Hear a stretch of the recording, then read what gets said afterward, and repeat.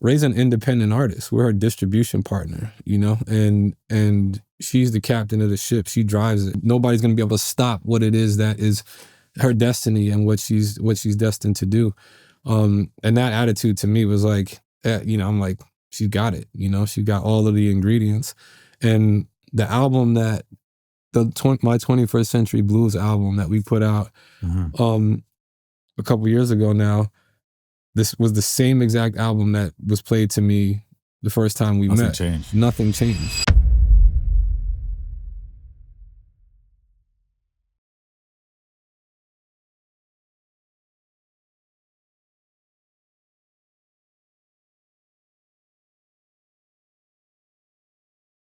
Erving, appreciate you, man. Thank you, man. I'm glad we finally get to do it. I'm glad we finally get to do this as well. You don't do this often. No, not at all. Yeah, so look, you got an incredible resume. You've been in this business for 25, 26 years. I'm honored that you're sitting down for the Manager's Playbook to do this because your resume is crazy. Your legacy is incredible. You've done a lot of things. You've managed everyone from Eve, Freeway, Charlie Puth, Gaga, Destiny's Child at a certain point, right? With, well, you were EVP there. Well, they bought, there's a company that bought ours, Troy and I's company, and they also bought Matthew Knowles' company. Got you. Yeah. Okay, yeah. So you were part of that. Yeah, we were part of a conglomerate that kind of managed all of the things. And now, Human Resources, which is on absolute fire. And I love that we're going to be able to talk about this here and just kind of your career and what value you can provide to folks that are trying to get into this business and figure it out, because I don't think there's anybody better than yourself to really understand and really identify, like, what is a great artist? And so how do you identify a great artist? It's funny that you say that, because we were just talking about Troy having done this before, you know, and I think, you know, I've learned so much from Troy, you know, as a partner and as a brother.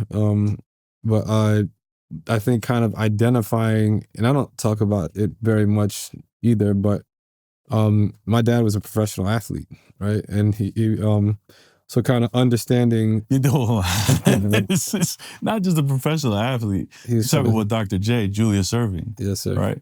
Before Michael Jordan was in the league, like arguably the greatest NBA player at the time. You could argue that. You could argue that. You could still argue that with a lot of generations, right? I still argue that I had the best jump shot in my family.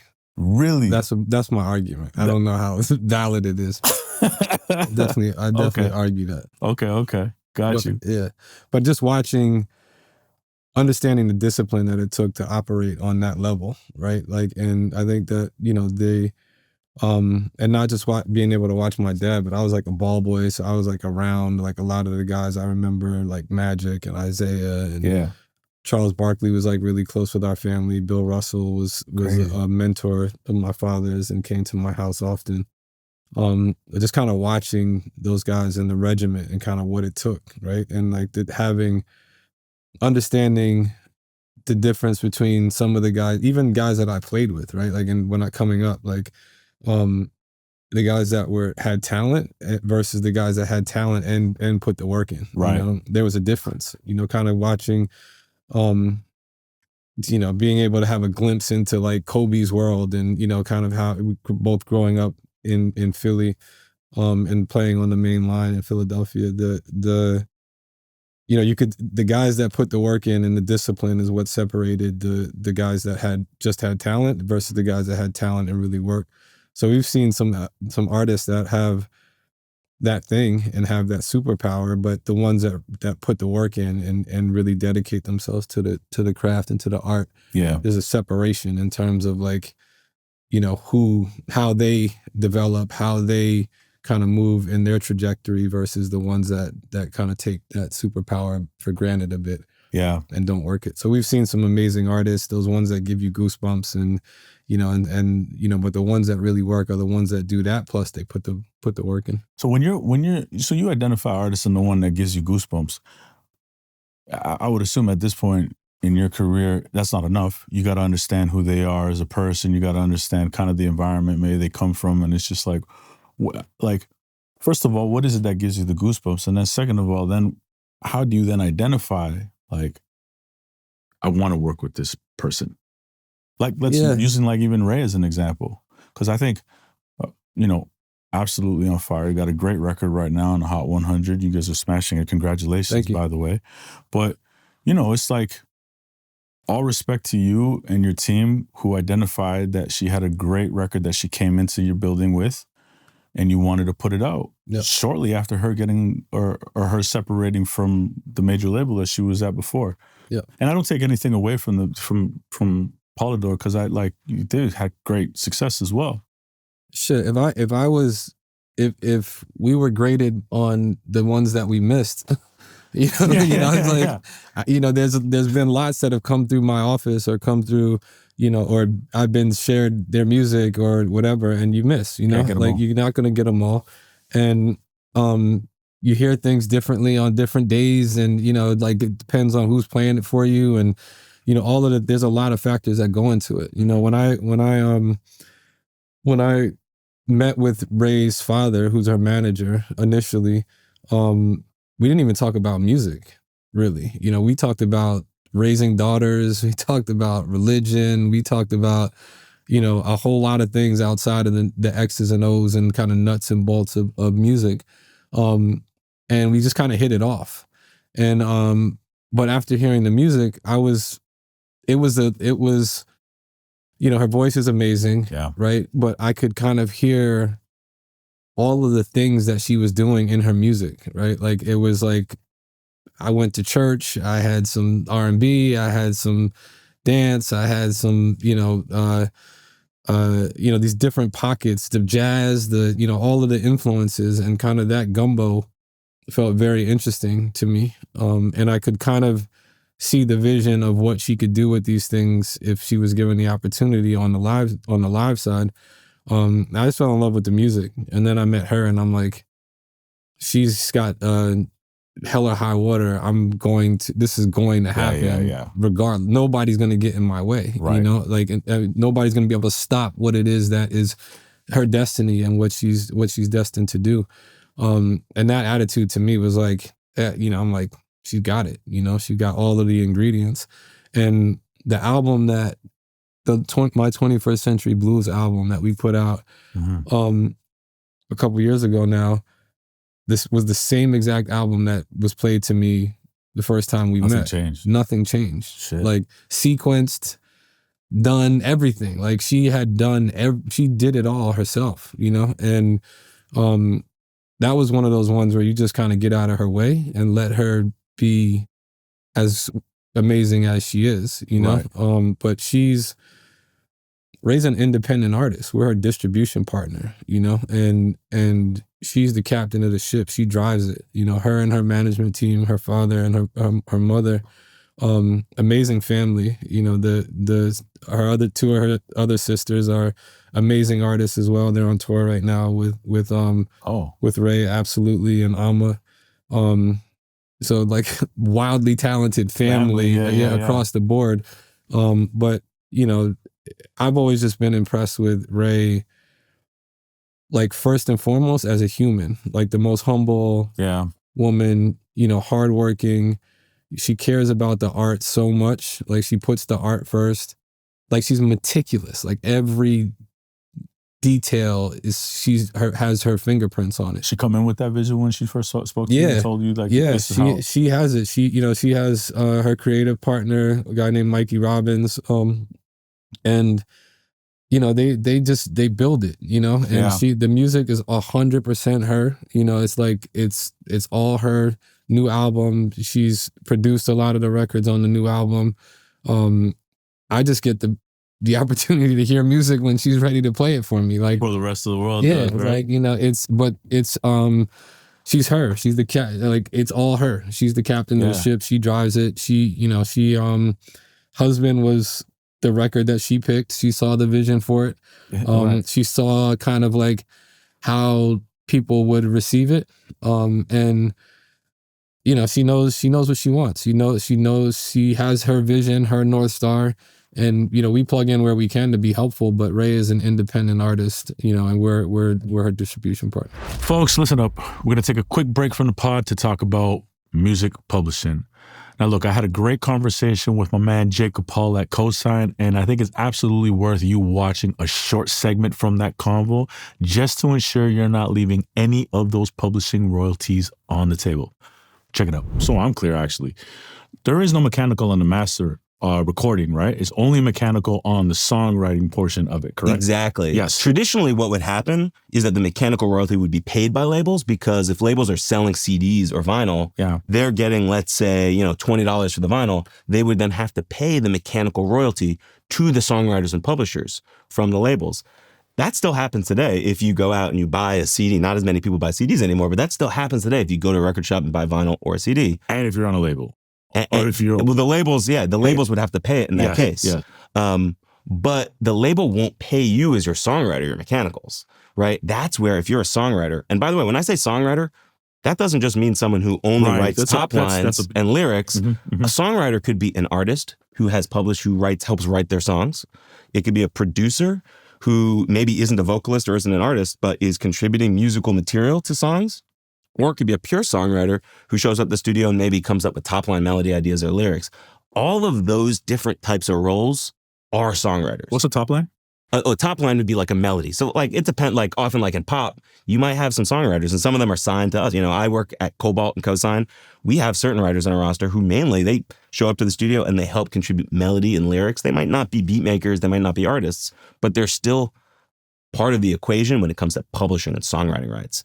Anyone with a share of a song needs to be collecting their songwriting royalties in order to be making all of the income that should be theirs through their music career. So to your question about labels, that's a separate piece of the pie. Labels are signing artists and they're paying master royalties to those artists. Maybe they'll pay some points to producers, but they're not collecting songwriting royalties. And that's where music publishers come into the equation. And what you just said, this is then here enters Cobalt and Cosign. All right, guys, that was Jacob from Cosign talking the cold, hard facts about music publishing. If you're interested in learning more or even applying to Cosign, the application is free and only takes 3 to 4 minutes tops. You can find the link in the description below or the pinned comment. Now let's get back to the pod. So even on that note, so you guys being a distribution partner, which you were acquired by Sony in 2020, if I'm not mistaken. Yeah. Can you, because you're a distribution company with front label services, how do you know which front label services to provide an artist? It's bespoke, right? Every artist needs different things. Yeah. I think we're signing things that are really early. They don't always come in a Tiffany's box. Sometimes it's how do we put the ribbon on it? Or how can we be helpful? Sometimes it's, kind of filling some gaps for some financial needs or helping with visuals or, digital strategy or those kinds of things. Every artist has different needs, and, we plug in wherever we are needed, right? We're not going to over insert ourselves, right? But we plug in where and how they might need support and help. Yeah, no, that's dope, because I think you can have all of these different departments and everything, but if they don't serve a purpose for the artist, what does it actually matter, right? Yeah. You talking about RAYE, it's that type of artist that has that energy, it's you see them from a mile away, especially if they're talented and they have the work ethic. It's almost as if I've been around artists who I can tell that are destined to be great. You got to have luck as well too, right? But I'll see them and I'll be like, oh, you don't even want to go to sleep because you feel like if you sleep, you're losing time. Yeah. And that's kind of almost the energy I've been seeing with some of these artists who become amazing, right? They're just constantly working on their craft. Yeah. I mean, it's the greats in these different verticals, right? Whether it's music or film and television or sports or fashion or whatever, you can't cheat the work. Nah. You can't cheat the work. We had, Troy and I actually had a lot of debate with someone that we used to work with because they actually said that we had gotten lucky on something. And it's what does that mean? What does that even mean? It's, the preparation, you know, it's not possible for us to get lucky. We work too fucking hard. Yeah, you what know? are we talking about? It's like we work too hard. And when it happens, how it happens is going to be determined by the consumers and when the stars and moons align and all of the things. But luck has very little to do with it. You know, we get up and we bust our ass every day. You know, I think the having the opportunity to have a partner like Troy that's as smart and as driven and as hardworking as he is, you know, you get to see that there's gears to the and levels to the work output. And, you know, it's the amount of, as you know, because you had the experience firsthand with Troy, like he's going to meet with everybody. He's going to pick everybody's brain on things. He's going to understand and learn everything that he can he's going to take bits and pieces from all of the people that are around him. But it takes real dedication and real time and real effort in order to operate on the level in which he's been able to operate, right? And to be able to sit next to those things and watch my peers and my friends. I've been blessed to have, you know, my close friend group who happen to be a bunch of guys from Philly, who Ryan, Troy, Sean, Sterling, my guys, you know, and not bad. They, you know, to be, you know, I tell my kids all the time, like you're a makeup of the 6 people that you spend the most time with. Absolutely. You know, if you hang with 6 losers, you're for sure going to be the 7th. And these are guys that I get to hang out with, and I'm motivated when I go to their houses, when I see the things that they do, that when I see the things that they accomplish. I'm like, on a daily basis, my friend group is motivating me to be better and work harder. And you know, we also check each other, you know, like there's those moments where it's like, yo, you know, you should, and having, you know, friends that hold you accountable also, you know, helps with when you have blind spots, right? Like, cause you might not see something and they're able to say like, yo, like, look at this way, you're too close to it, right? Look at this way, or look at this thing you can do over here, or maybe you should push here, or maybe you should not push so much there. Like, they're able to help kind of, you know, when you have friends that hold you accountable, and you have that level of you know, steel sharpened shields and camaraderie, it's wildly beneficial. How do you know when to take that information that they give you? Because it's going to be great information from individuals who've done great things in this business. Yep. And then not take it, but listen to it and be like, no, I think this is the right approach. Do you know how to differentiate between the two? Yeah, and that's the beauty of true friendship, right? Because we push. Yeah. And we push and we push back, you know, and you know, when you know, first of all, when you're humble enough to receive it, one, but you're also, that's a big piece. Yeah, you also know that it's coming from a genuine place of love and care and appreciation. You're gonna receive it in a real way, you know. And Troy and I have talked about this concept of being anti-fragile, right? Where it's strong opinions that are loosely held. Like, our opinions are strong. We're standing on the table for things. We're passionate about the things. Yeah. Our opinions are strong, but they're loosely held. Yes. Right. So when my friends come in and they say, you know, they're pushing me one way or another, I'm open enough, I'm humble enough, and also smart enough, right, to listen to these amazingly successful people that care about me and what it is that I'm doing. Mm-hmm. So, you know, I've been beyond blessed to have an amazing network of friends, you know, that we, you know, we push each other really hard. I had a great conversation with him the other day, and what you're saying sounds like some of the things that we were talking about, because I try to insert that in my life as well, where I'm like, I do my best not to lead with my dogmas, because we all have dogmas, whether we admit it or not. And I think it's always the best way for you to grow is to have individuals, like you said, around yourself, but then always try and do your best to seek truth, not to seek to win a debate or a conversation or push through something if there's like too much force behind it. It's just like, how do you get to the truth of the matter? And then don't be dogmatic, because if your opinion is strong, like you said, I mean, it's just reiterating, it's like, there are other ways to look at things if you allow to receive it. Yeah. Right. And especially in this business, because things change like every couple of months. Yeah. Right. So I love that. I think that's dope. I think and we do it on every level, right? Tell me. Because it like I might go around my guys tomorrow and they'll be like, yo, those pants are terrible. yeah. You know what I'm saying? Like, the fuck do you like? What are these? And it's like, you're and like I'm looking directly at them like I should change. So what are you telling me? I got to change this? But I'm like, there are those days where I'm like, fuck it, I like these pants. You know what I'm saying? I don't give a fuck. Like, right. You know, right. But I know, like, but I also am gonna think about it and I'm gonna receive it because he's not telling me that my pants are whack just cause. Yeah. You know, like there's a there. So we have a lot of fun together, but we also push each other a lot, right? What's the thing that you've learned? Does it still work with you and Troy? And after all these years, you balance each other out so well. You know, with Troy and I, we've been all the way up together and we've been all the way down together. Right. And there's been times where Troy's been all the way ice hot and I've been, white hot and I've been ice cold. You know, and in those moments, like, I know who I can count on.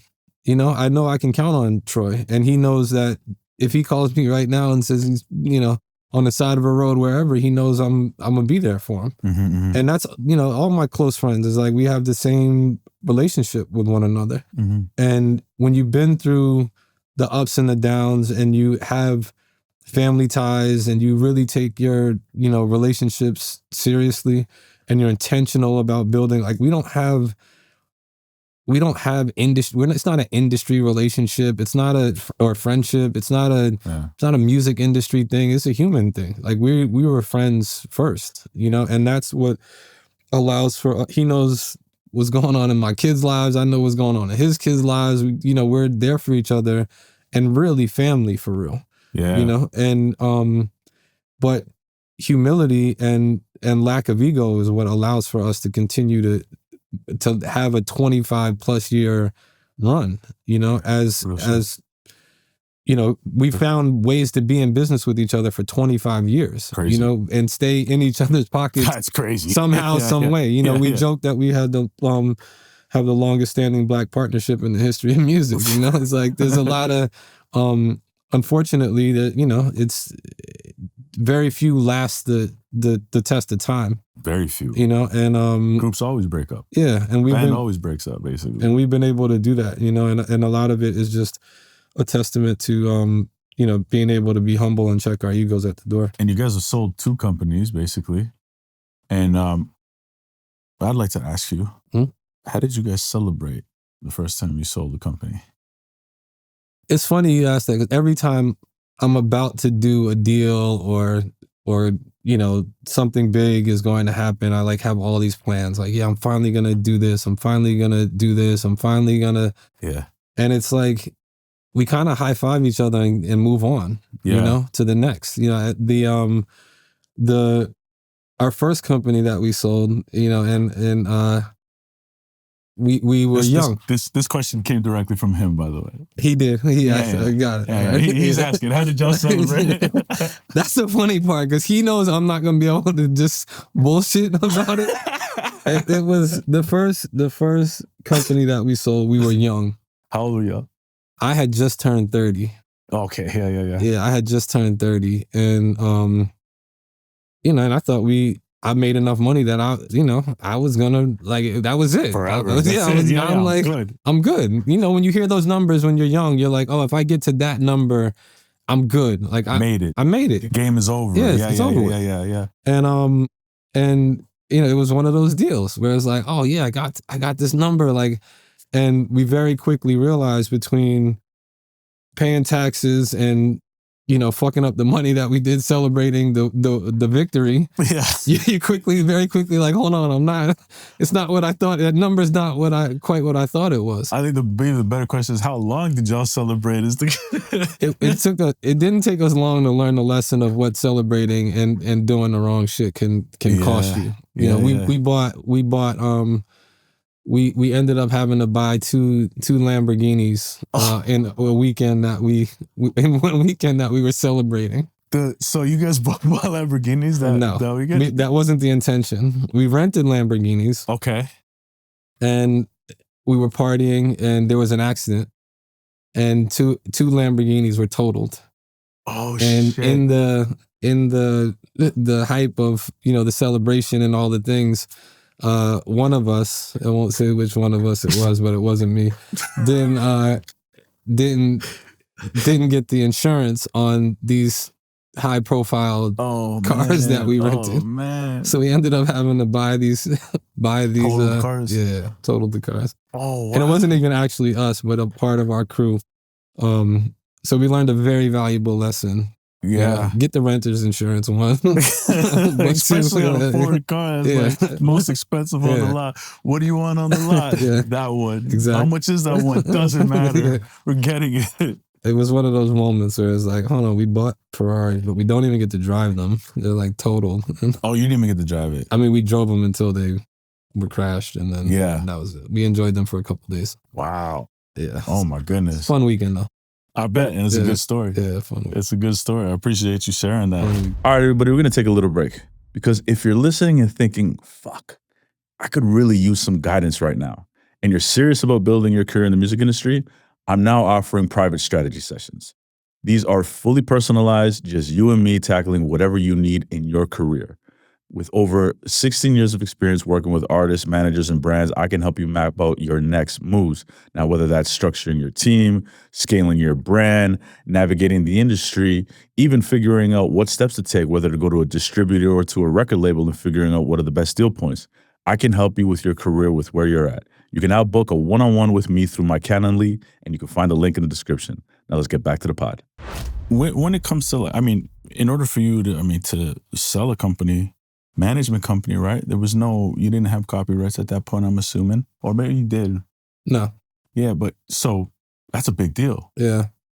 And to me, what it says to me is that you also know how to connect with an artist.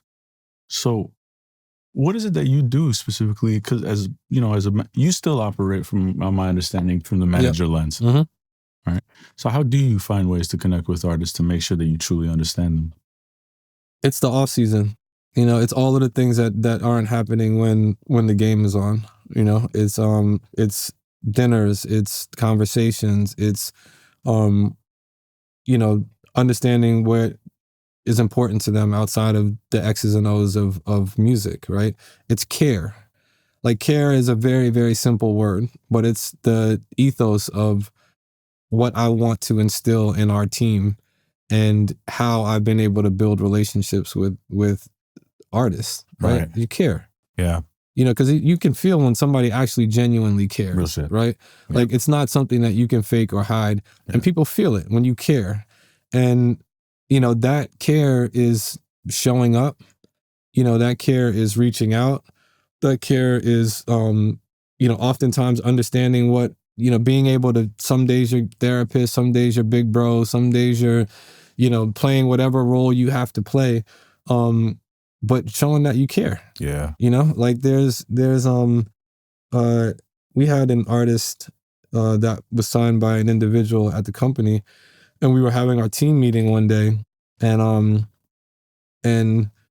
they had this particular artist had like a first of 3 support slot on a tour, and there's probably 57 people in the room when they're performing. And the guy who signed the artist, we're in our team meeting, and he's talking about how the tour was starting that particular day, and such and such tour started today, and this is part of his update.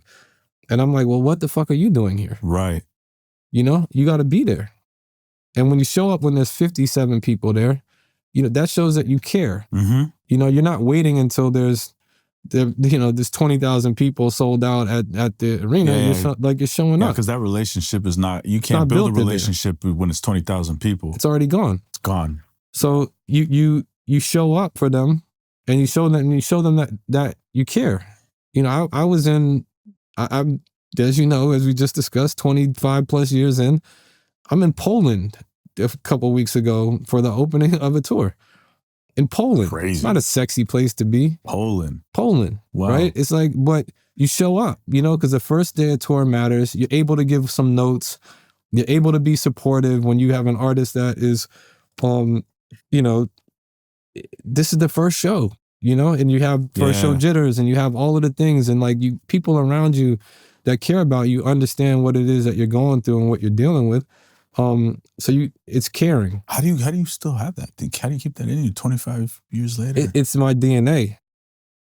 You know, it's I can't turn that off if I want to. You know, I do care. You know, like I care about my partners. Like these artists are trusting their art with us. Yeah, they're leaving their art with us. This is your superpower, and you're trusting us to help you see this thing through. Yeah, because they identify that you have a superpower as well to take them to that other level. So you better use that as much as you possibly can. We can help, right? We can help, and those are the ways where we help and that we assist. Is by being there when there's 37 people in the crowd and you're showing up and you're saying, hey, when you did this record here, when you did this, you know, thing here, we got a reaction from, you know, 25 of the 37 people in the room. Yeah. Maybe there's something here that we need to build on, right? Like maybe this is something, maybe that's the part that we go push on the digital side. Maybe that's the part that we, you know, extend a little bit on the show. Maybe like you care.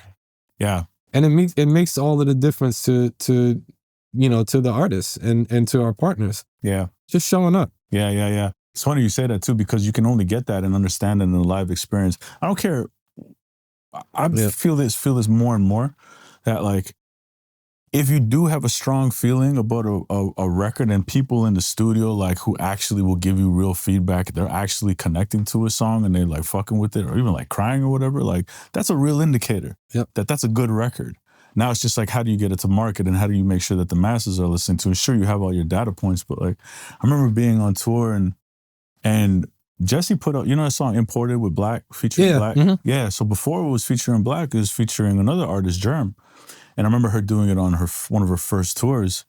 And it was like Is that Germ like GERM? JRM. Oh, okay. Yeah. Great dude, great songwriter. Really actually helped Jessie in her early years here in LA, like really hone in her craft, right? Yep. And they were great writing partners. But he was featured on the record originally. Now Jesse's on tour doing this song, and we just treated it kind of like as like an album cut. I was watching and listening out by the third show, and people were singing that chorus so loud, just as loud as the chorus of like the singles. Yeah, I was like calling back home, and I remember talking to Tom March, funny enough, and be like, and showing him the video, and be like, "Yo, there's something here. There's something here. Yeah. But we have to re-release the song." Yeah. And so that's what we did. And I remember Byron, Jesse, myself got on the tour bus and we're talking and we're saying, yo, I think there's like a real moment here. She wouldn't have been able to like identify that. Yeah. We didn't sit there and be like, yeah, this is real. Like there's a huge swell of a crowd of 700 people singing this back, and it's an album cut. And that's how we came up with, and she said, you know, I'll reach out to Black because I think he'll crush it. And then he came with the, you know, the iconic, like, hi, my name is, hi, my name is Black, but sometimes people call me Six Loud. Yeah, yeah. They're like, oh, you know, like, you just gave us two great bars to this record and it did what it did. But that was an in real life thing, so you got to be there. Like you said, I totally agree with that. You never know where that thing is going to come from. Never. Right? And but caring and paying attention is how you're going to notice those things, right? If you're not in that crowd, you don't know it. Yeah, exactly. If you're not paying attention to what's going on socials and how something's getting a little bit of a spark, you don't really know it, you know? Like and the fact that artists are capable of speaking directly to the consumers in the way that they are in 2026, it's, you know, you never know where that spark is going to come from. And you got to care enough to wake up and be looking at these things every single day, paying attention, you know? Like to use RAYE as an example, if I were to sit here and tell you like, oh, we're going to put out 2 singles on RAYE that are going to underperform, and then there's going to be a line in the 3rd single that she says, he told me it was over, dumb decision, and that's going to go super viral, and that's going to be the escape. Like, Yeah. You Come drove on, the man. play 100% That wasn't out. Yeah. that wasn't the game plan. Yeah, You know, we yeah. thought the first record was the record. Right. And it ended up being the third record, and it ended up being a piece of that record that people reacted to. Yeah. And we were prepared because she had an amazing body of work already. She had built some amazing visuals. We were able to move very quickly into supporting it on the digital side.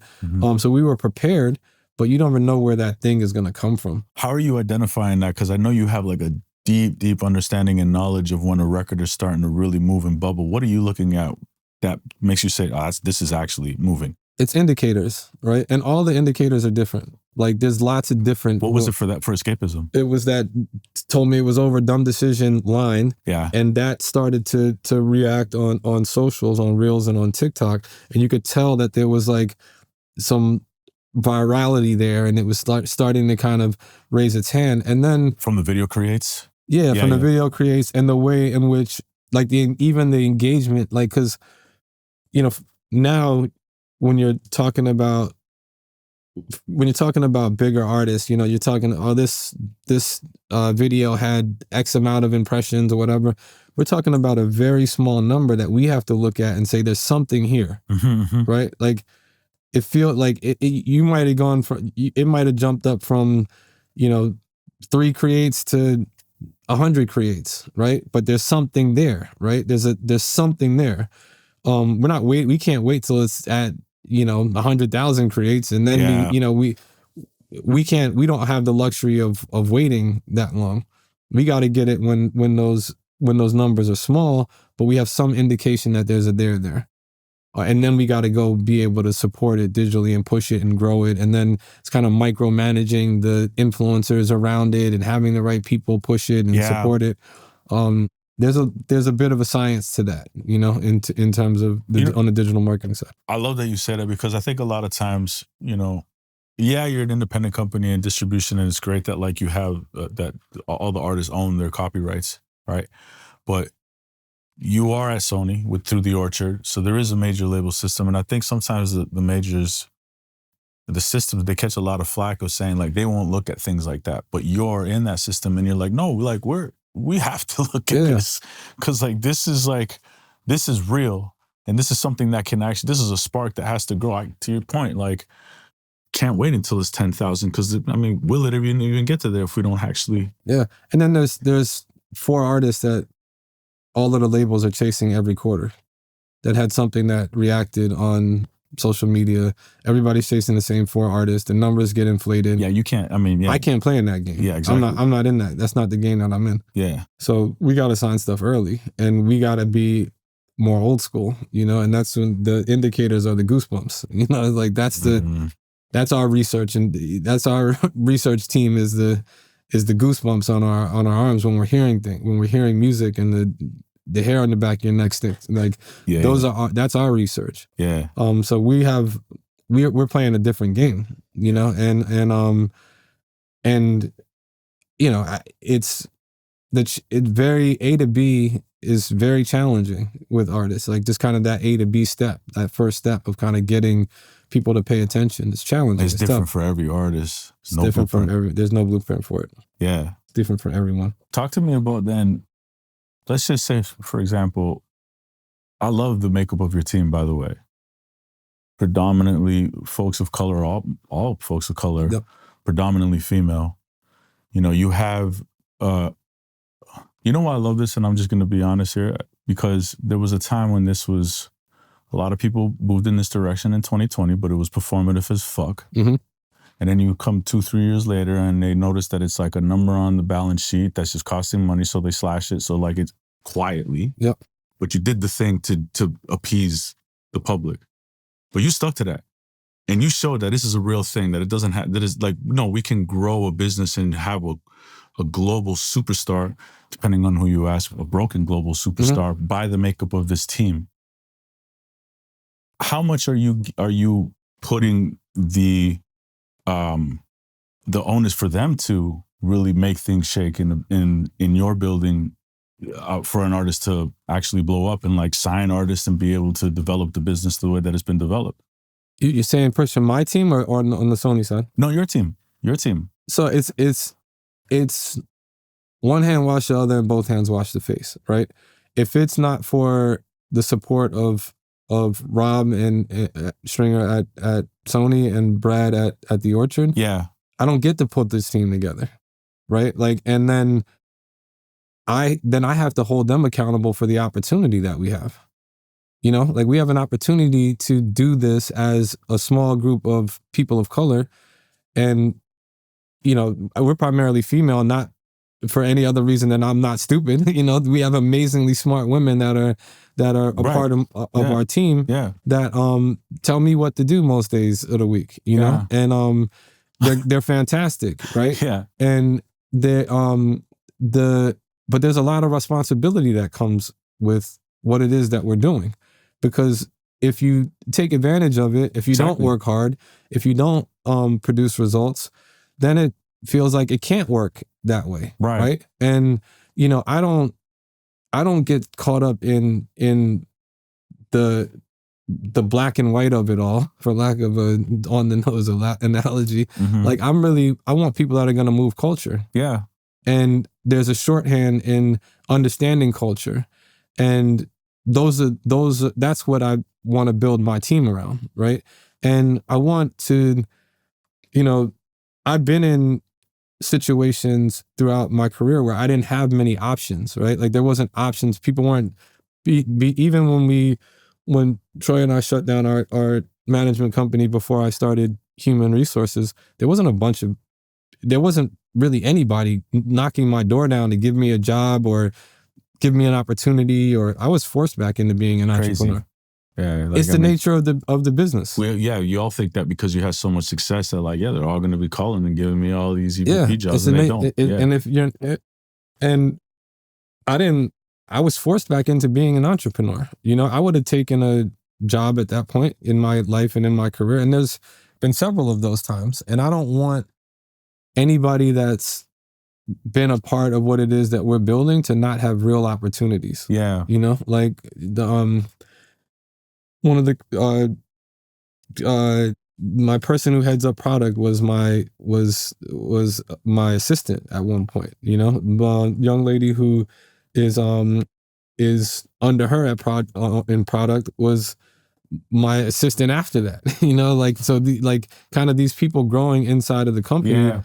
It's amazing to watch what it is that they're doing, right? My head of creative left and started a creative agency. Like, those are the kinds of things that I want to see. That's still a win. It's a big win for me, you know? And where you started this at, in terms of legacy, it's like, I almost feel like I haven't deserved it yet, because it's like, oh, he's a used to manager. Oh, he used to manage this one or manage that one, manage this one. Like, to me, what legacy will be about is like, for me personally, is the way in which I've been able to help people throughout my career. Yeah. And watching my kids come into the music business and into the company and be able to build and carry on that legacy. And like, those are the things that are important to me now, you know? Yeah.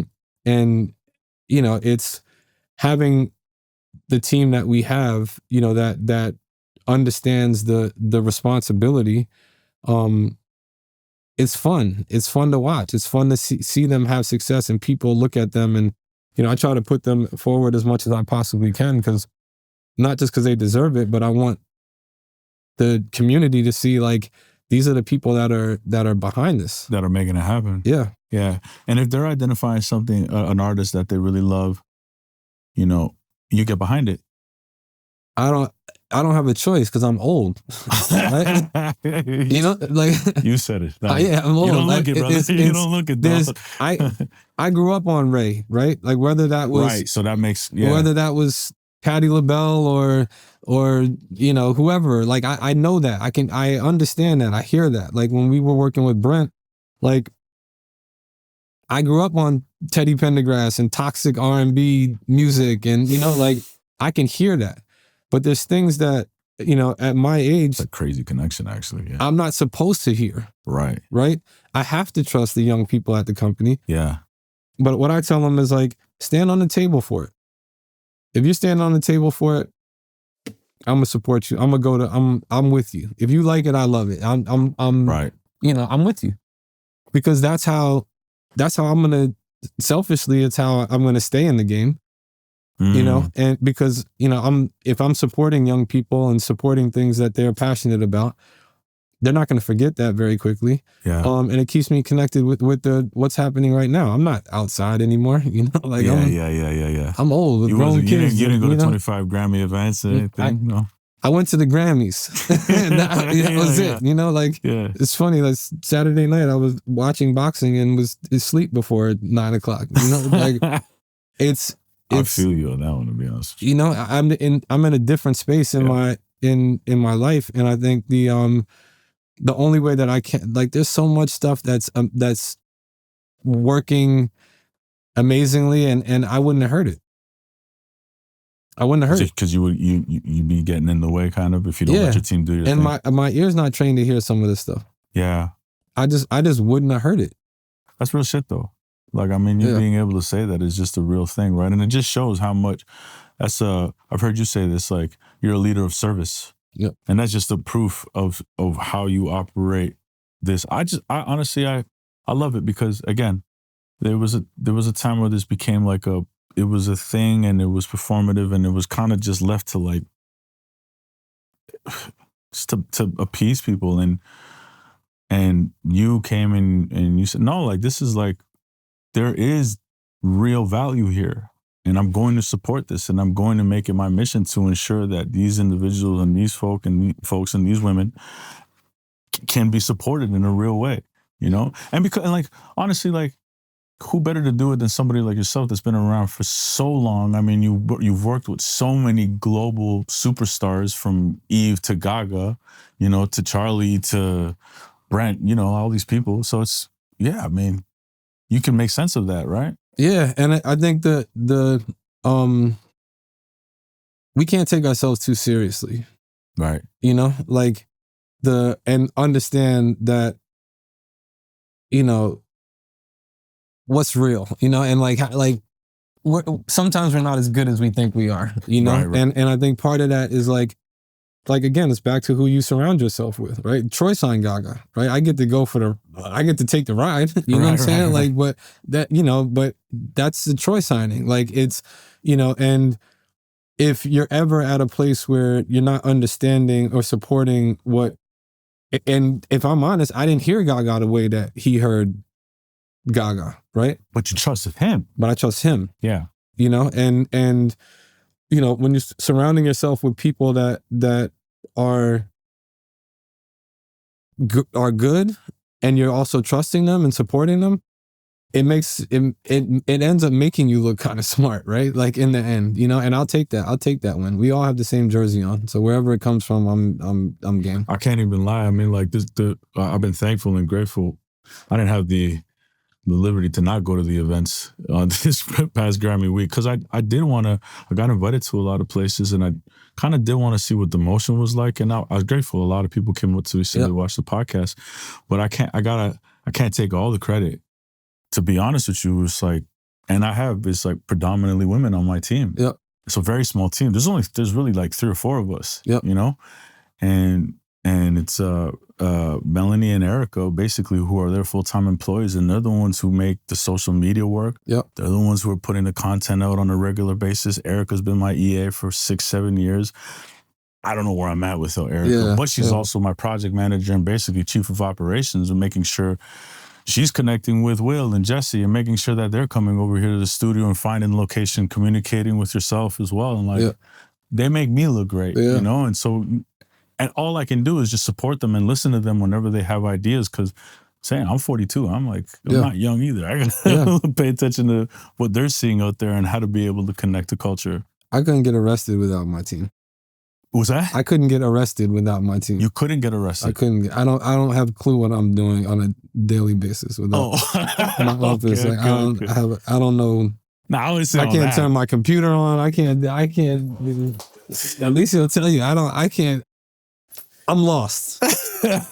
I'm lost. Now, I would say that I had a great conversation with Sydney. Yeah. And she said some really great things about you. And one thing that she said is that you're one of the few leaders that she's been around that actually gives her the opportunity to be in the room and just to listen and learn, because you've told her like, you deserve to be here. Yeah. And she's like, and when I go into these rooms, and she said like, I just listen because I've never been, it's rare that I've had this opportunity. So like that in itself says a lot about you. And she deserves it though. Yeah. And she'll be wildly successful, right? Like she's going to be 100%. And if whatever small role that I can play in helping her get there, I feel blessed and honored to be able to do it. But sometimes, some of these, amazingly talented women, sometimes they need a little bit of support and that right door open so that they can showcase who they truly are. Right. And I feel like it's our responsibility to do that, like to open it when it's easy for me to do, right? Like it's her turn, really. I've had my turn. I had my run. I had, and I'm not silly enough to take any credit that I don't deserve, right? Like she's going to be amazing with me or without me. She's going to do all of the things that she's supposed to do. But why wouldn't we help where we can? Yeah, exactly. Why don't you invite these Some people think it takes away from them if you help them though, I'm not at that place in my life. Yeah. And again, it's like I credit it back to my friend group. Like we never been like we celebrate each other. Yeah. And we try to create opportunities for one another. When when I have something in live, I'm going to Sean G. When I have something in publishing, I'm going to Sterling and Ryan. When they have something in distro, they're coming to me and Troy. Like that's how our circle. Yeah, you guys really operate in all facets of the business. Yeah. Yeah, that's dope. Yeah. What were some of the things that you learned when you came into the building, so to speak? Like, because you were for a large part of your career on the outside looking in. What are some of the things that you learned when you got inside the building where you're like, I never understood the perspective, but now I get it? Like, what could be helpful? Because managers, like, I had a bit of a reputation of being that manager who was like, why isn't this happening? Where is this? Why am I the only one that's actually thinking about this over here? But I don't know what they're dealing with on the other side, right? And I'm just curious. I've learned it now, getting older and wiser to some of this stuff. But what are some of the things that you learned? Culture, I think, is the biggest one, right? Like, and I don't ever want to lose the culture that we've been able to build. But it's very different than the rest of these buildings. The culture of our company is very different. And we don't close our computers at 6:00. We don't take nights and weekends.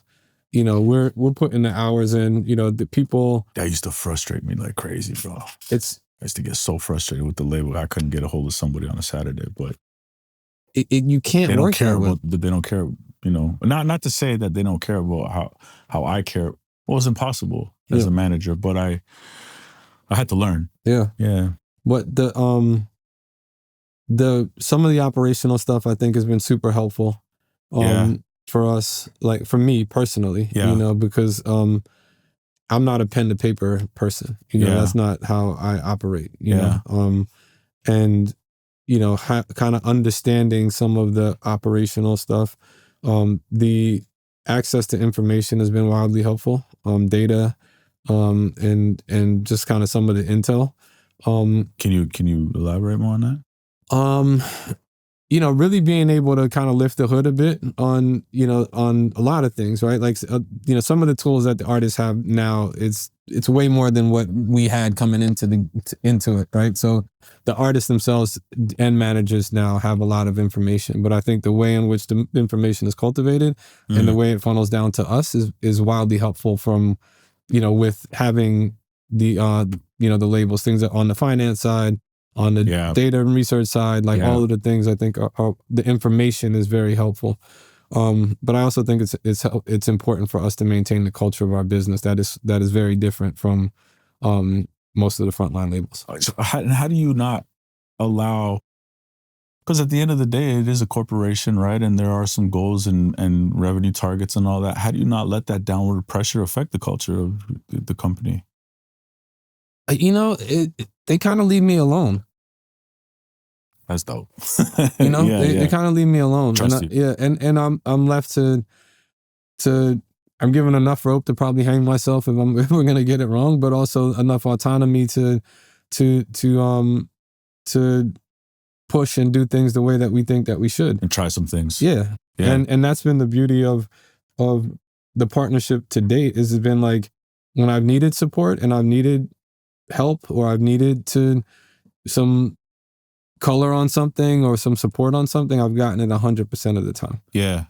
But I've also been left alone enough to not have to, kind of change what it is that we do on a daily basis. Yeah, and Stringer is also like an artist. Like he loves artists. Yeah. You know? And he's smart as hell. Yeah. Absolutely. Lover of music. 100%. And he's supportive. He's, and same thing with Brad at the Orchard has been like wildly supportive of what it is that we're building and that we're doing. Yeah. Wildly supportive. Like I couldn't be more happy with, the support that I've gotten from both of those. That's great to hear. That's great to hear that you have that ability. When you started Human Resources, did you start it with the intention to be acquired at one point? No, I think when we've built businesses, like subconsciously, we've thought about what our exit strategy is. Okay. But it happened more quickly than I thought it would. Right. Yeah. Like we were a very new business when we got acquired. We were 3.5 years old. Yeah. And so it happened quickly. That's crazy. But it was to the individuals that I was, Brad's team with Colleen and Dennis in finance and Praz, those guys, like I just kind of I liked them, right? And then when I spent more time with Rob, like I really liked him. I liked his approach. I liked how they were thinking and the respect that they had for what it is that we were building. So it was an easy conversation after we started, really kind of getting close to one another. Yeah. Did you have also, when it came to I think when you started, it sounds like you started the company out of necessity because you had to figure it out. Nobody was coming and knocking on your door, handing you a job. It was 100% out of because I had to. Yeah, I was forced back into being an entrepreneur. But I think it's interesting because I think at that time as well, distribution seemed like a more of a blue ocean than it does seem like in 2026, right? Would you recommend that if somebody was starting a new distribution company? To start a new distribution company? Yeah, in 2026? I think there's a lot popping up. Yeah. It's far more saturated than it was 10 years ago. When I got into it. But it's the ability to find things early and speak directly to the consumer makes it possible for people to do what it is that we're doing. Right. Right.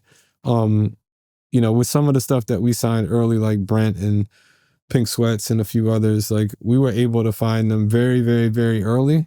We were able to make great deals. Brent's management team was amazing. Jane and Ty. Like, amazing. Incredible. Like, amazing partners for us. Like, couldn't scratch the surface without those guys. PK, and just, people of integrity and like even Pink Sweats and his team, him as individually, like wildly talented. Good dude too. Really good, guy, solid dude. Yeah. We found good partners early. And I was going to ask you that, how important, is it just important to have not only a great artist that you believe in that is going to do the work as it is for them to have a great manager? It's paramount. Because we're only as strong as our weakest link. When you're doing this thing independently, if the management is not good, it's very challenging. How do you identify a great manager? I'm trying to think how to say this humbly, but the first thing that comes to mind is when I sat with Ty the first time we started talking about Brent, I felt like I was sitting talking to myself in the mirror. Right. Like he's probably way smarter than me and understanding, the things that and he had a very clear vision of what it is that he wanted to do. But we had very similar values. You know, like our values, we were very much aligned in terms of our values and the way in which we were looking at the music business. Yeah. And I felt like having a very similar North Star and then having this amazingly talented artist just made a lot of sense. And then kind of got connected with Jane and PK and the rest of the crew, and like it was an extension of him. And you know, it was you know, we don't have the success that we had with Brent without management. Yeah. Those guys are so, man, they're locked in, and they're not afraid to come up with creative ideas, try things, see if they work, and then kind of reiterate off of the things that like didn't work as well as they did. From what I'm looking on the outside, and some of the time that I spent with PK, Jane, and Ty, and they're disruptive, and they're not scared. They're not scared to be, you know, and that takes guts. Not at all.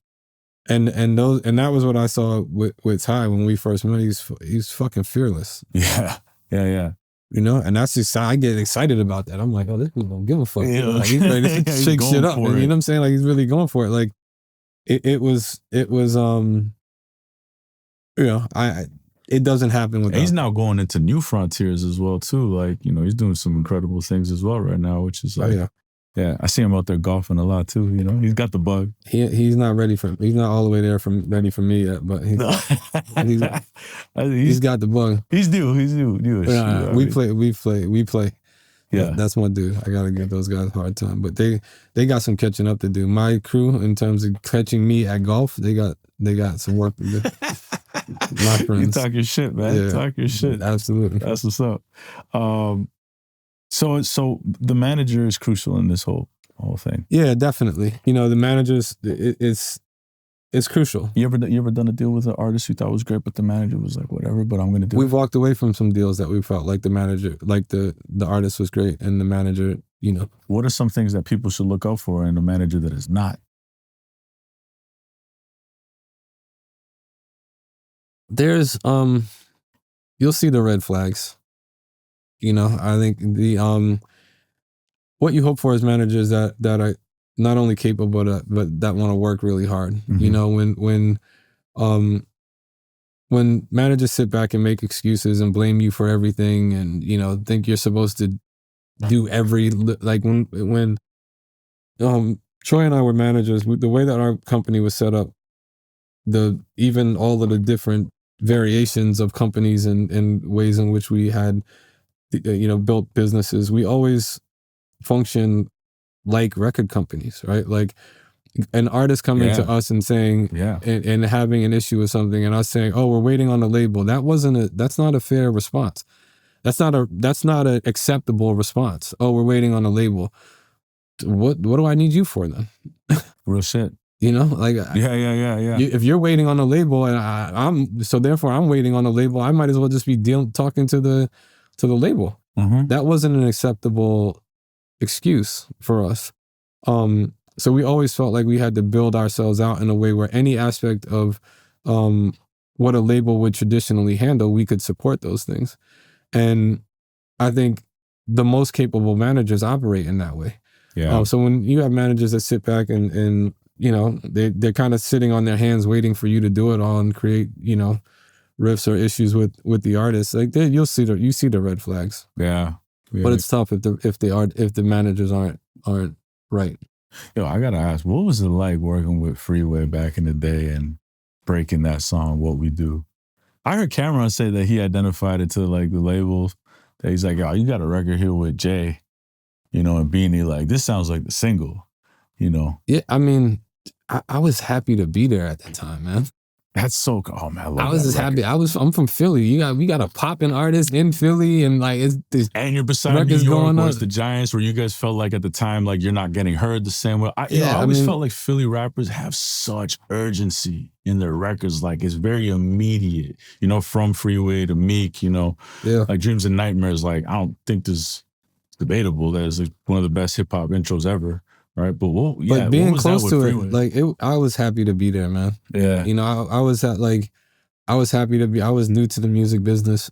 You know, Ryan was co-managing Freeway with me. Oh, Like, really? yeah. Oh, I And it didn't was know that. like, so I'm with my dude and like Chad West, who's another guy in our crew, was producing a lot of the records for Young Guns and the crew over there. So it was like we were Crazy. all kind of finding our way in music, you Yeah. know, and it's all kind of a blur, like at this point, yeah. you There's a know, but lot it was we were just having a lot of fun, man, and just figuring it out, like learning. And one thing we all pride ourselves on was like not just being what we call like homeboy managers, like where we educated ourselves, like we were happy that our guys, especially guys from the city, were giving us opportunities to work and do the things, but like how do we create value in what it is that we bring to the table, on the executive side, and work as hard as being great executives as they were at being amazing artists and making great music. So we had to go educate ourselves. Was there a moment that where like it kind of switched for other folks in the business to be like, because I heard you say that you didn't want to be known as the homeboy manager, and you kind of were at that point, right? Was there a moment where it switched where people weren't looking at you that way anymore? If you could remember? I think it was, the first acquisition of our management company that Troy and I had was Sanctuary, and Sanctuary was that Merck? Yeah, Merck and those guys, and they helped us understand that the world was bigger than the United States, right? And we had to learn that every step of the way. Like we thought when we were hot in Philly, like we were hot, and then you drive an hour and a half to New York, and people don't know your artist, they don't know you, they don't know shit that you've done. So we kind of learned it every step of the way. And then it was like, oh, New York is kind of fucking with us now. But then there was like Atlanta and Miami and LA and trying to figure it all out. And a different toolbox back then. And we didn't have the internet, exactly. In our toolbox. We're on buddy passes trying to fly around to different cities to try to, really be in the music business, and trying to figure it out. So, it was a fun time. We learned a lot. We bumped our head a lot. But we tried to educate ourselves as much as we possibly could. Yeah.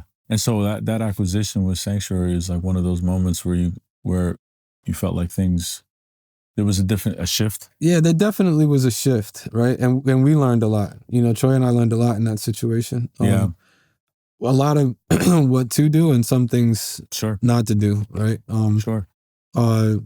But we learned a lot, and we were able to continue to apply those learnings as we grew. Yeah. And, continued to build other businesses. We applied the things that we learned in those moments.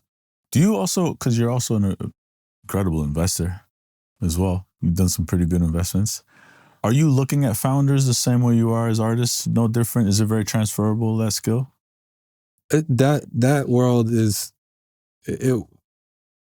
I personally had to learn a lot and bump my head a lot in that space, right? Because I made the mistake oftentimes of buying into ideas and not understanding that I had to invest in teams. Like I invested in ideas. Right. It's like, oh, this amazing idea. This is going to work. This is going to, and it was like, yeah, if you don't have the team to execute, it doesn't really matter, what the idea is. If you don't have the team to execute. Yeah. So I got my hands slapped. I got burnt investing in ideas. But we had it, and again, it's as, when you talk about, your surroundings, Troy, and your people that you build with, Troy really was one of the front runners for us in investing in technology. Like he leaned into that world in a very, very real way. Yeah. When a lot of us weren't really paying attention to it. Like, yeah, you can take my little pennies and, and maybe invest inside, alongside of you because I trust you, whatever. But like, he really leaned into it. He built the relationships. He did the homework. He vetted a lot of this stuff that we ended up kind of, which benefited all of us. Because then we started to get deal flow and seeing deals. And because, people looked at him as a real guy, a real tech investor, in that space. And it allowed for our friend group to start seeing a lot of deals and investing in stuff. Yeah, I love that. Like, this conversation, it could have been so many ways, but like really what I'm hearing is there's so much loyalty amongst you and your people. Yeah. You got to, man. I think it's important, It's how I was raised, but I get anything that I could ever give to my guys, I've gotten it back tenfold. Yeah. So it's just, there's a loyalty and a support for one another that is unwavering. Yeah. And unfortunately, you don't see that as much as you'd like to in our space. No.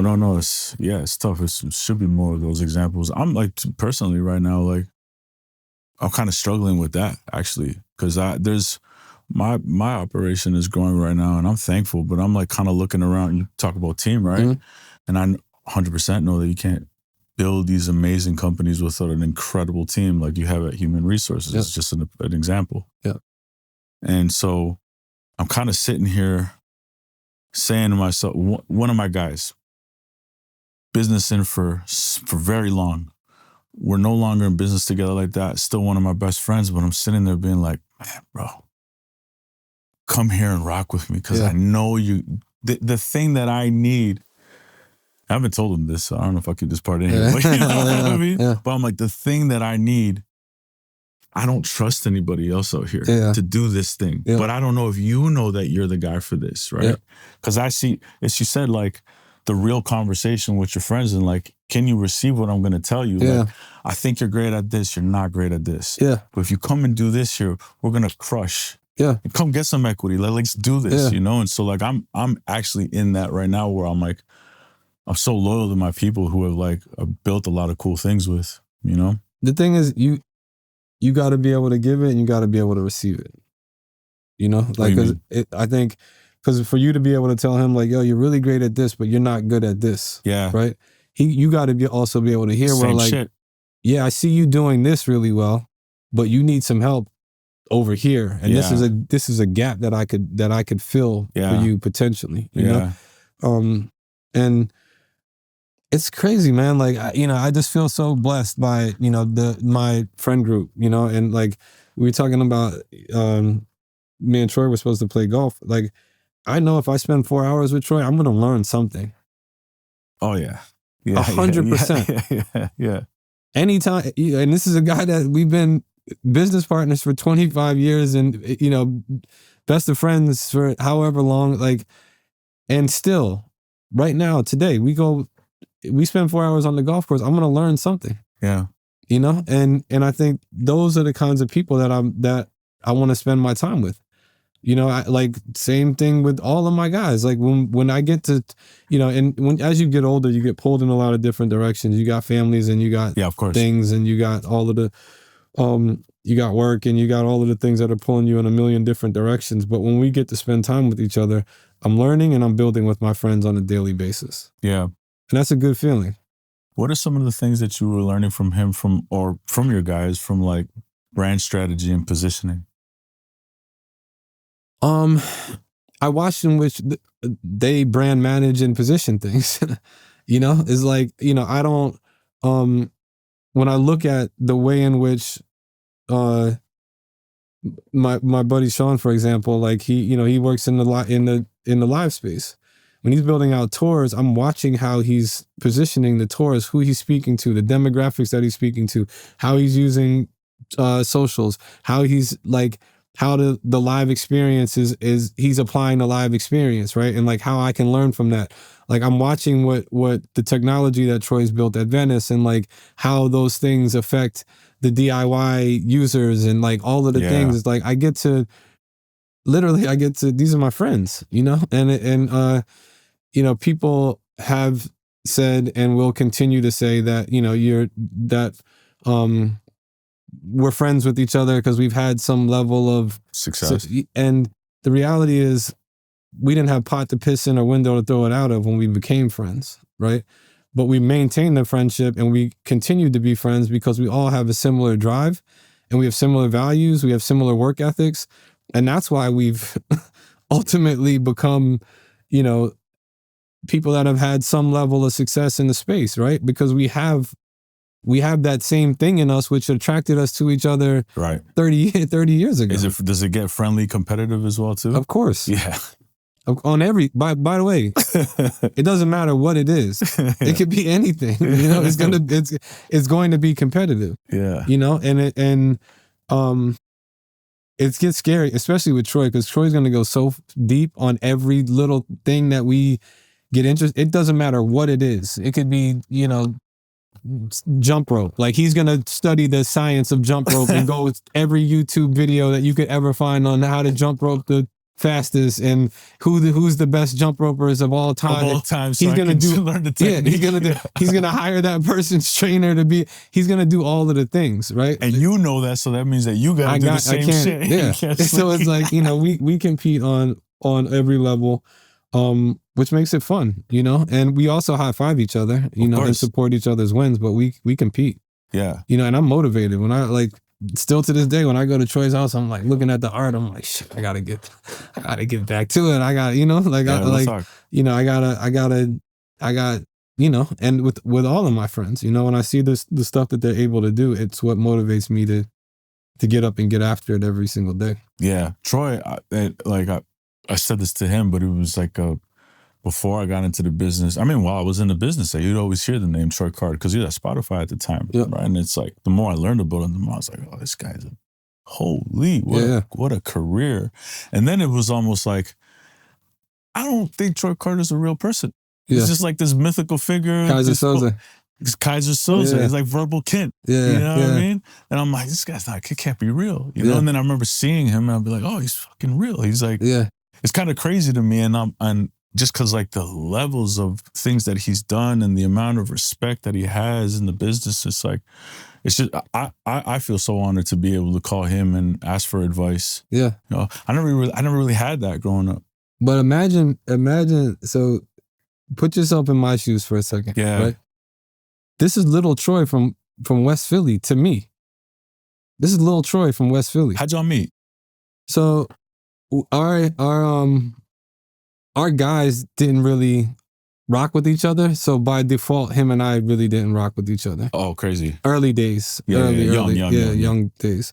And then when we got connected, I immediately was like, yo, this is one of the smartest people I've ever met in my life. Like, I just want to be, and we just related, we just connected on every level. You know what I'm saying? Like, on a human level, you know, he was wildly smart. Like, we were both, and he was several steps ahead of me in the music business, you know, and kind of really starting to do his thing and working with Will and JL and those guys. He was really in it, you know, and I was able to learn so much from him. And, you know, like I said, he's just one of the smartest guys. And I'm like, I just want to learn from him and be around him. And the more time we spent, the more it was literally like, let's put this thing together, because on paper we're probably bigger than we are. On paper together we're bigger than we are, you know, individually. Yeah. Let's do this thing together. But he was little Troy. Little Troy from West Philly. You know, and then I see people that are like, yo, this is Kaiser Soze. This is that guy. And I'm like, hold on, little Troy from West Philly. Like, you know, so it's like, those are proud moments, you know? I've never heard the Kaiser Soze, but that's such a great reference. Those are proud moments, you know? It's like where people respect what he's built. I know where he comes from. I know what block he grew up on. You know, that makes it different. When I look at Ryan and Sterling and my guys, and like, I know where they come from. Yeah. So to come from where those guys come from, to be able to do the things that they do, I respect it in a way that a lot of people might not understand or get. Yeah, I know where these guys grew up. There's one thing about Ryan that I will say, you know, that I actually understand a lot better now, especially after these Grammys, because Ryan's done a lot of this online where he's saying like, all you guys might be thinking that like the labels aren't necessary or pubs aren't necessary, but I'm telling you right now, like, you have myself, I think you said Mike Karen, and we're real A&Rs. And if you see, our blueprint is all over these artists that are making great songs. You still need great songs, and we know what great songs are. Yeah. And I mean, I question that a little bit in terms of like the approach, but what I did see was in the Grammys, I'm like, oh, these are great Best New Artist, for example, Olivia Dean. This is she had great records. And great records are still going to move culture. So it does still come down to the song, and I really appreciate that about what Ryan was saying. You don't get Songwriter of the Year 2 years in a row by accident. Yeah, that's a fact. That's a fact. And it's funny because the running joke was like, people think Ryan is distracted sometimes. He's so sick with the music and so amazingly talented and gifted, is like he's almost distracted because his mind is in the music, like in such a intense way. Yeah. Like sometimes you're talking to him and you're like, yo, but he's like, he's so locked in. Yeah. Like he's so locked in and he's so thinking about the music and connecting this one with this person. And like, I see him like how happy and how truly, how much it really moves him when the music comes together. Yeah. Right. And now I'm not talking about the awards and all of the things. It could be a song. Like a song. Yeah. Literally a song. Like, and how gratifying that is to him. He's a real music person. Like for real. Would you say he's the best? Of our generation. Of his generation. Like I can't, he works. He works really hard, you know, and he makes it look easy, but those sessions that he's putting together, understanding how to put this person with this person and this writer in this room and this person over here, and how hearing that song and saying, this is going to work for this one over here. And like, I watch him do it. Yeah. It's a gift. Like he's beyond gifted, but he's also beyond passionate about the music. Right. The music is like, there's very few people that, there's a lot of amazing publishers. There's a lot of amazing record people, people on the record side, executives on the record side. There's very few that have that gift of executive and also the music gift. Yeah. Gene. Right. Like I can't put records together like that. I don't have that gift. I don't have that superpower. Can I hear some shit that I think is great? Yeah. I don't have that music superpower. I can't play a single chord. I can't tell you, I've been in these studios for 30 years. I don't know. All I know is the aux and the volume. That's the extent of what I could do over here. If it goes past that, then we got to call the engineer in here to do it. I appreciate that. Yeah.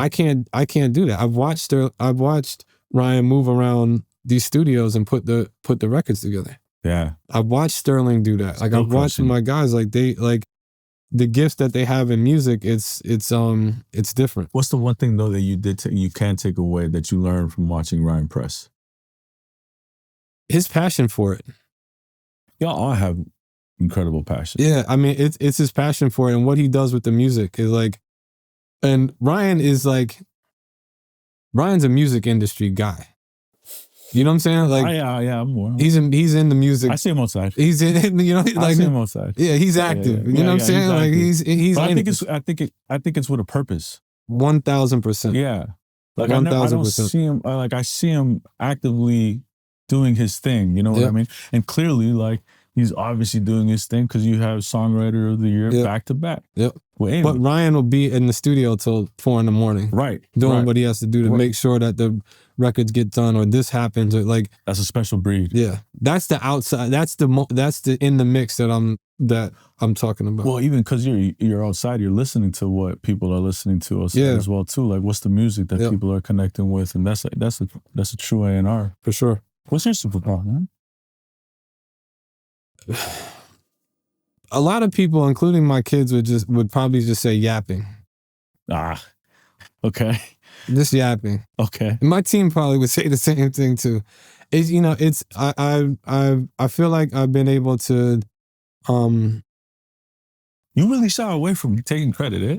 I give it to God, and I feel like I'm really blessed, in that way. And I also don't take I'm not a person that's going to give myself more credit than what I deserve.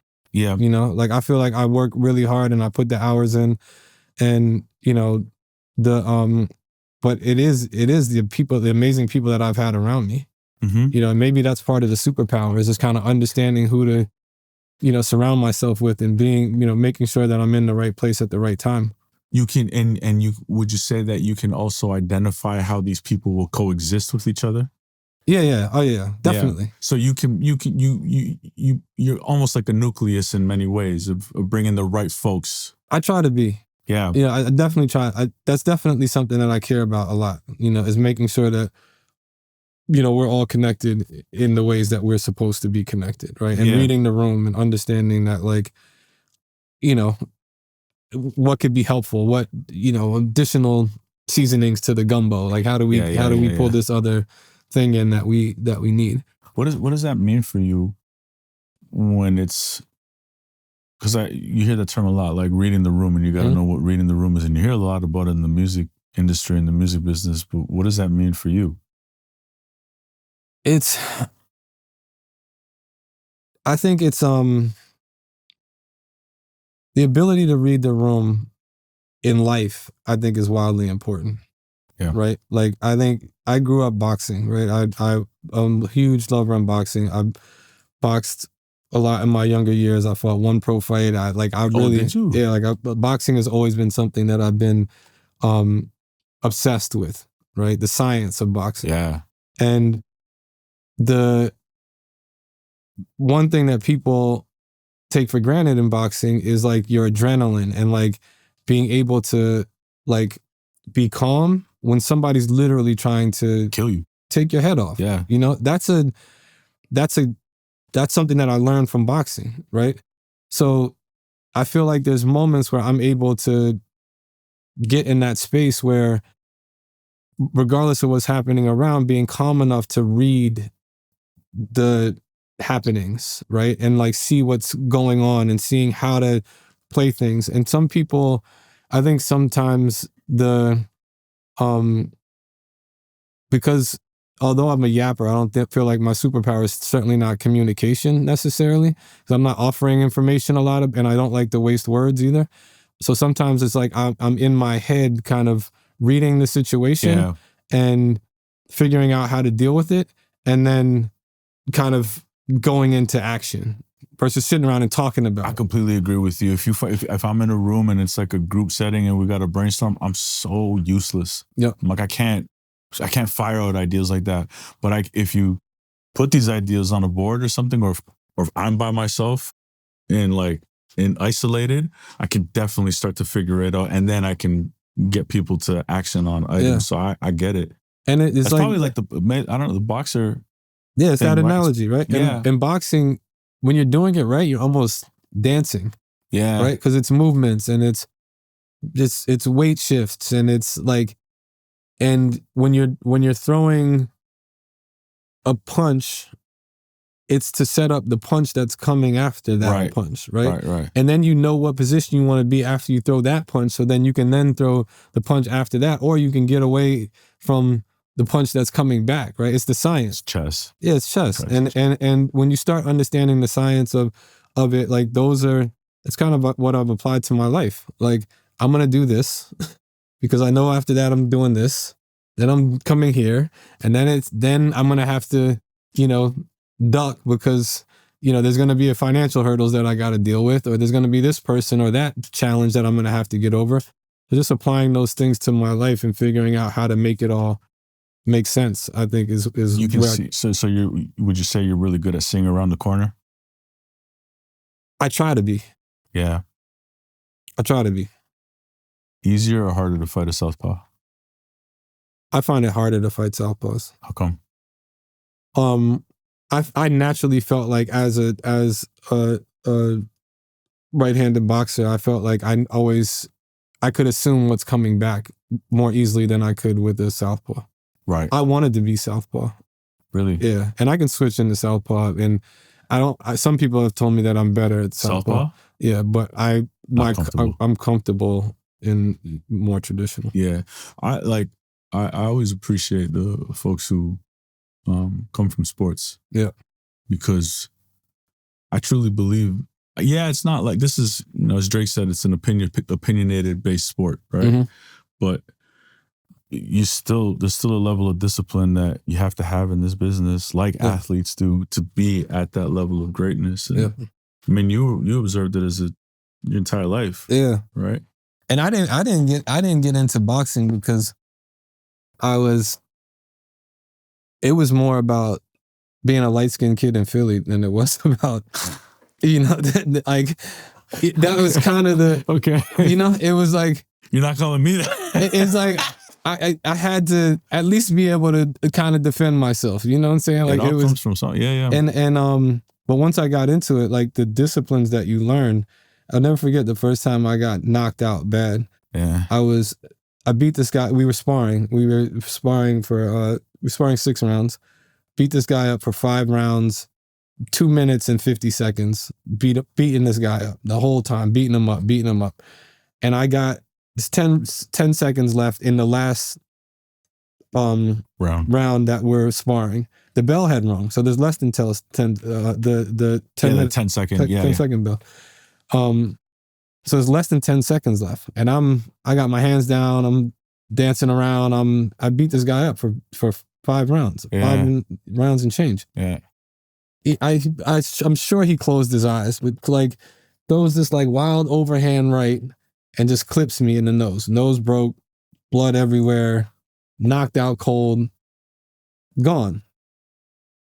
That 10 seconds that I took off, you got to see it. You got to see it all the way through, right? So there's these life lessons that I picked up along the way through sports and through boxing, and it was though you learn those real lessons and then try to figure out how to apply it to the rest of my life. How do you? Because to that point, right?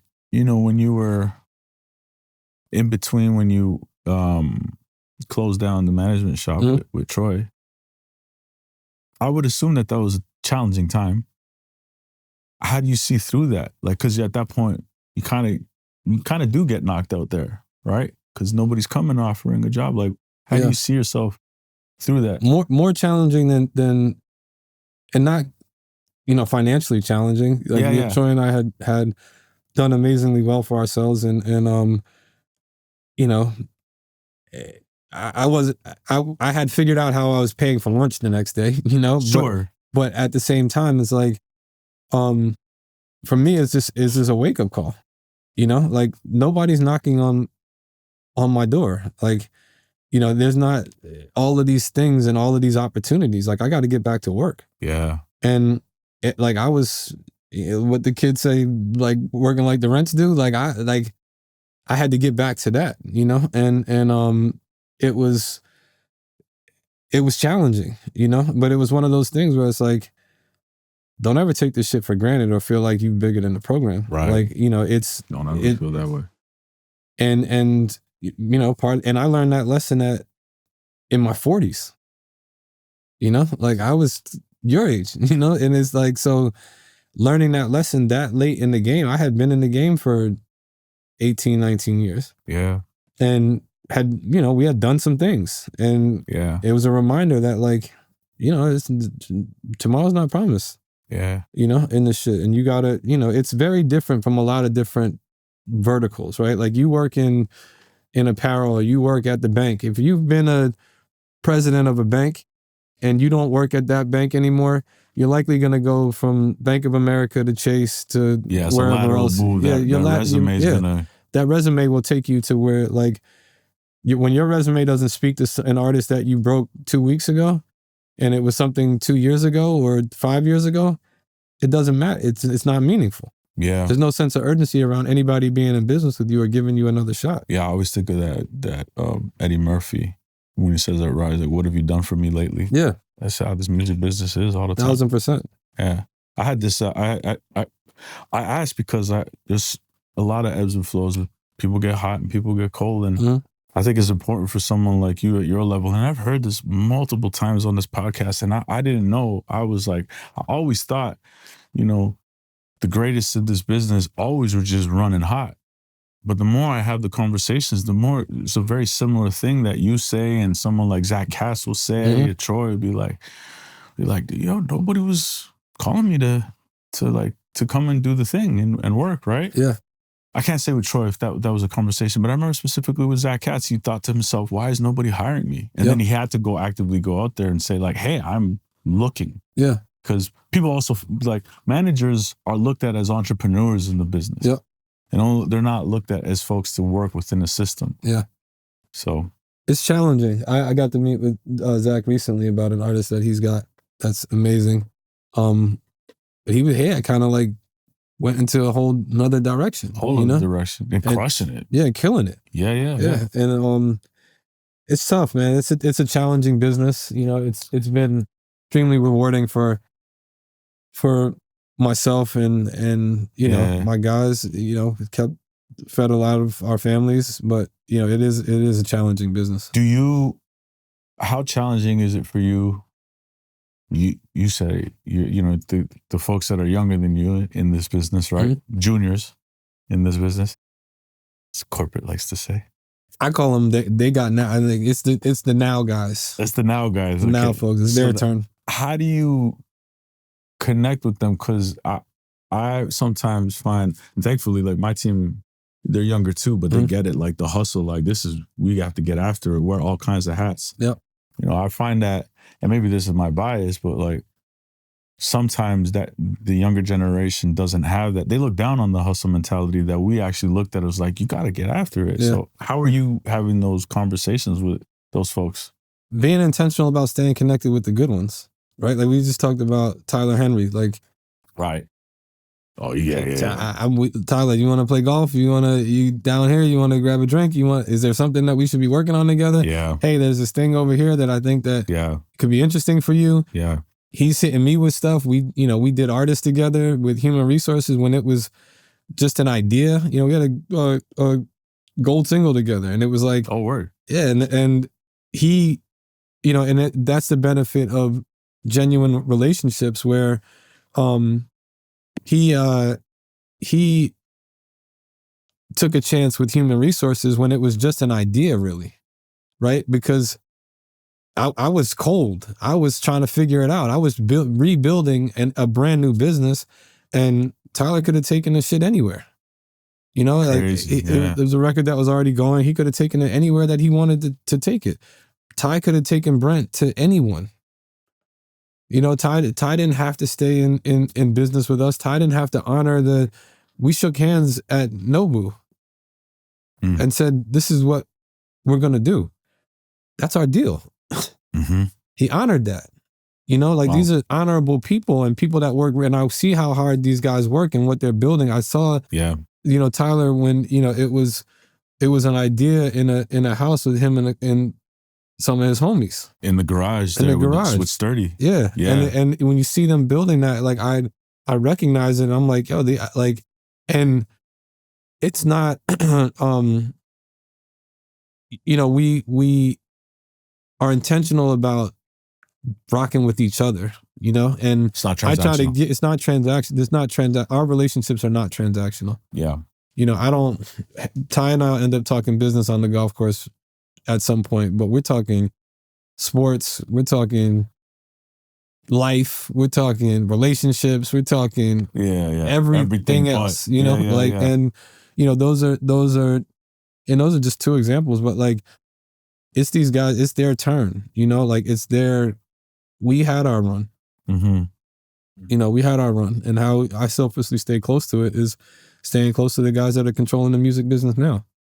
Do you love how it's crazy, actually? I mean, I came into it just in understanding the power of independent, right? And it was at a time. It was like 2016 when all the bidding war happened, and I had my ideas, I had my thoughts, and we executed independently through TuneCore. Yep. I always say, I talk about him often, but Pat Corcoran was very helpful, and Chance, they were very helpful to us.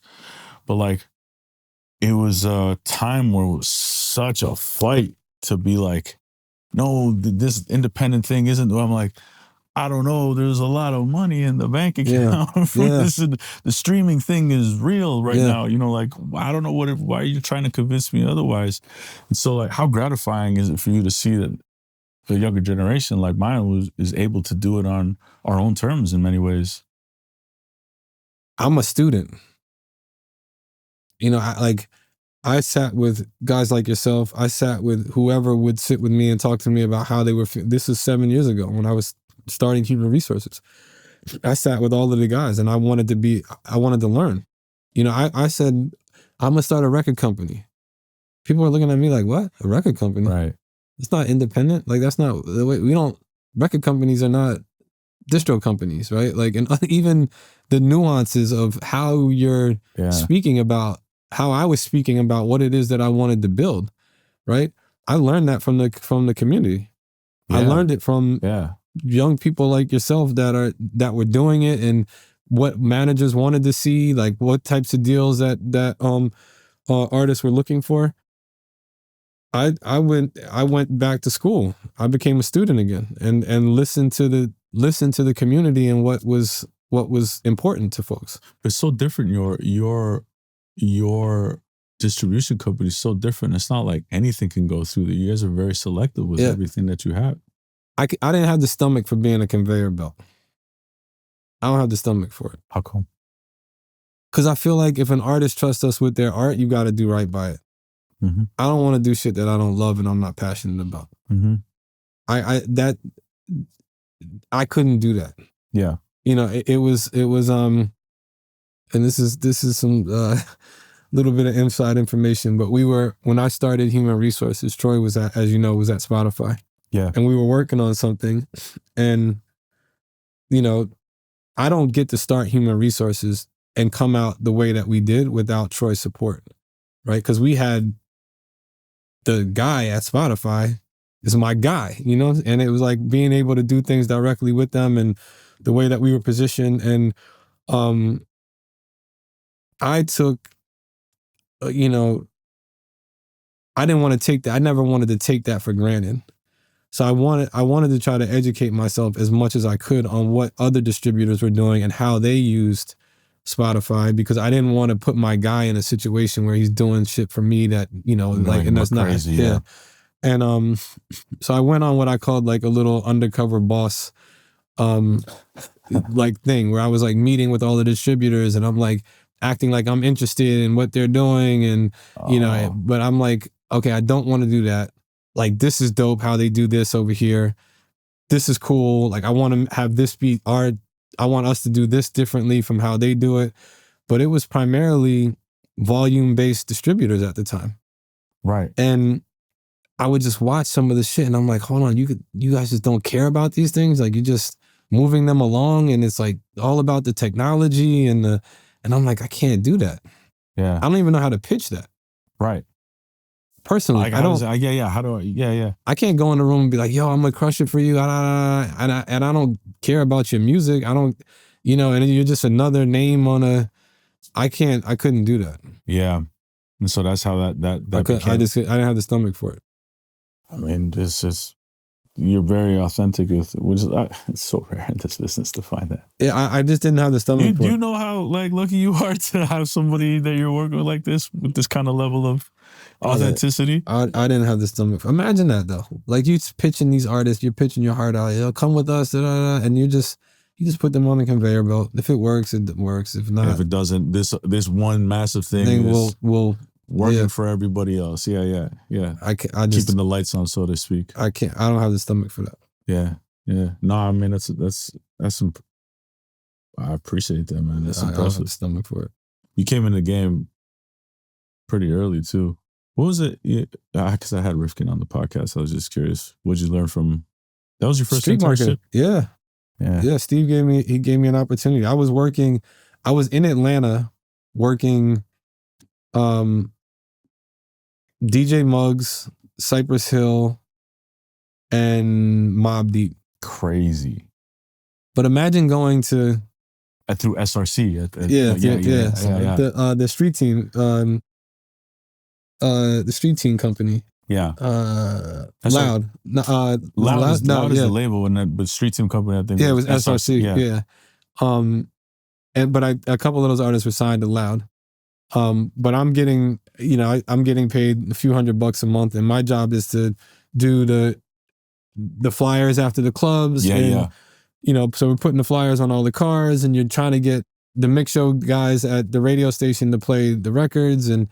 But, you know, it was like, when I look back at it, I'm like, being in Atlanta during that time period in the 90s, trying to get Mobb Deep, Cypress Hill, and they're not playing those fucking records, you know what I'm saying?